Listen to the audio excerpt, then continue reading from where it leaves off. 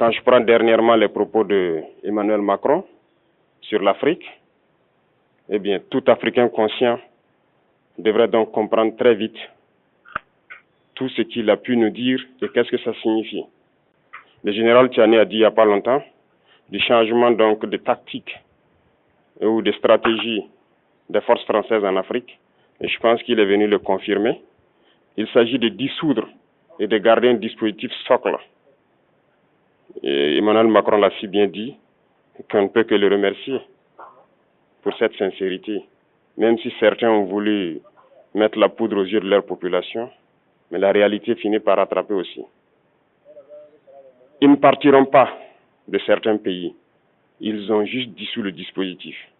Vous ne les verrez plus dans des bases, mais dans les ambassades, ils seront là. Ils vont constituer des sociétés de sécurité pour sécuriser leurs sociétés qui existent dans ces pays-là. Mais les soldats seront là. Mais vous ne les verrez plus en tenue ou rassemblés dans des bases. C'est tout ce que ça veut dire.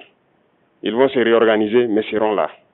Il a parlé de politesse vis-à-vis de certains chefs d'État en leur donnant la primauté d'annoncer donc la rupture ou le départ des forces françaises. Ça nous importe peu, on peut dire. Mais tout ce que nous savons, c'est que si vous voulez une rupture avec ces forces impérialistes, c'est simple, on dénonce les accords. Tout commence par là-bas. Et je pense que l'exemple du Tchad, en tout cas, est palpable. Ils ont commencé par dénoncer les accords. Sinon, si on ne dénonce pas les accords, juste dire que les bases quittent, on n'a rien fait. Parce que le problème se trouve dans les accords coloniaux de défense qui ont été signés depuis l'indépendance. Le plus dangereux n'est pas ceux-là que vous voyez dans les bases. Le plus dangereux, ce sont les conseillers militaires. Les conseillers militaires existent dans tous ces pays. Ils ont existé au Burkina aussi jusqu'en fin 2022, jusqu'à ce que nous prenions nos responsabilités. Et qui sont ces conseillers militaires? C'est ceux-là qui sont censés mettre en pratique la politique de la France ici. Ils doivent travailler à rendre nos armées très faibles pour que la France puisse toujours avoir l'argument d'exister ici. Sous Blaise Compaoré, ils avaient réussi. Nos sentinelles prenaient donc la garde avec des bâtons. C'est ça que la France veut de nos armées. Lorsque nous arrivons à cette étape, nous n'avons pas le choix que de vouloir qu'ils viennent s'installer. Mais l'armée burkinabé a réussi à un moment donné à se débarrasser des conseillers militaires. Malheureusement, je pense qu'en 2019, après l'opération Otapuano, où ces Français ont vu que l'armée burkinabé avait encore une capacité de réagir au terrorisme, ils ont appelé les chefs d'état-major en France, ils l'ont instruit de reprendre les conseillers militaires dans toute la structure. Eh bien, il n'a pas accepté, mais au retour au pays, les politiques l'ont instruit d'accepter les conseillers militaires. Et c'est là que les conseillers militaires sont revenus dans l'armée burkinabé en 2019. Avec toutes les conséquences qu'on connaît, l'armée était en train de disparaître dans les années 2020-2021.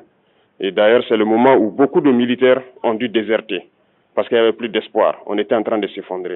Voilà un peu comment ils travaillent. À l'état-major général des armées, dans tous les états-majors d'armée, dans les écoles, c'est eux qui sont censés nous dicter la politique de notre armée. C'est eux qui nous disent combien recruter, quand recruter et qu'est-ce qu'il faut en faire. Ils sont dans les écoles pour nous dire comment il faut les former et ainsi de suite. Tant que ces conseillers militaires sont là, vous n'êtes pas indépendant. Votre armée aura juste l'apparence d'une armée qui sera là en train de faire des parades, du cirque. Mais lorsque viendra la guerre, vous vous rendrez compte que la parade, c'est une chose, mais la guerre, c'est une autre chose. Il faut rompre les accords.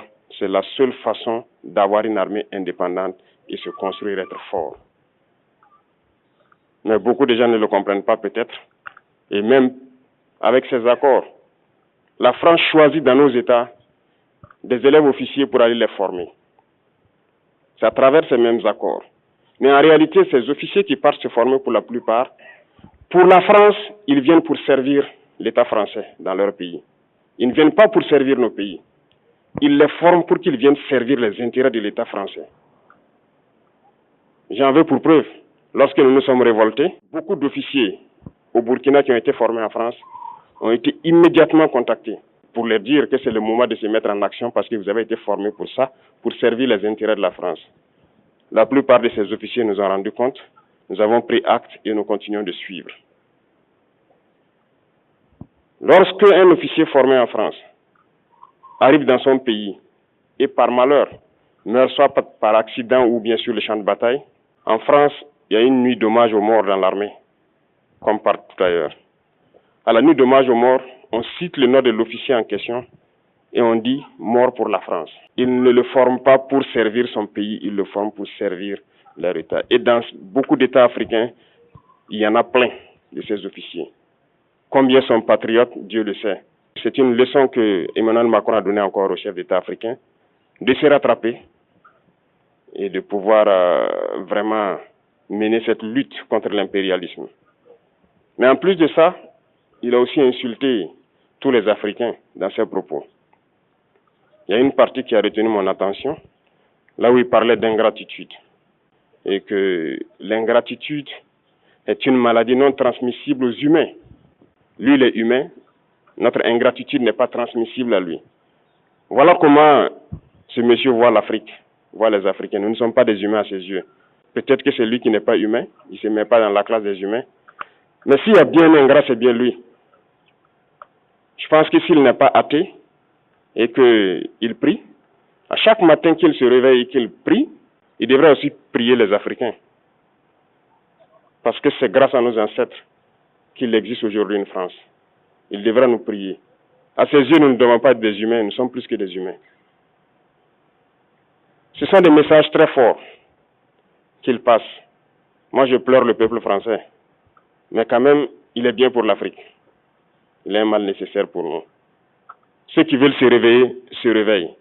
Ceux qui ne veulent pas se réveiller, comme on le dit, on ne peut pas réveiller quelqu'un qui ne dort pas. Les Africains doivent se réveiller. Nous devons travailler à être indépendants, à faire au moins ce que nos peuples connaissent le bonheur. Et la lutte contre l'impérialisme, c'est ça. Il faut décoloniser les mentalités, prendre en compte toutes ces données-là, parce que le monde nous donne tellement d'exemples à voir. Pour eux, il n'y a pas de morale. Ils peuvent vous désigner aujourd'hui terroriste, mais demain, vous êtes un héros, par leur simple bouche. Ils décident de ce qu'ils font. Ils parlent de démocratie, mais ils se font eux-mêmes des coups d'État constitutionnels entre eux. Ils parlent des droits de l'homme, mais ils déciment des populations ailleurs. L'Africain doit se réveiller, l'Afrique doit se réveiller. Et le combat contre l'impérialisme est permanent.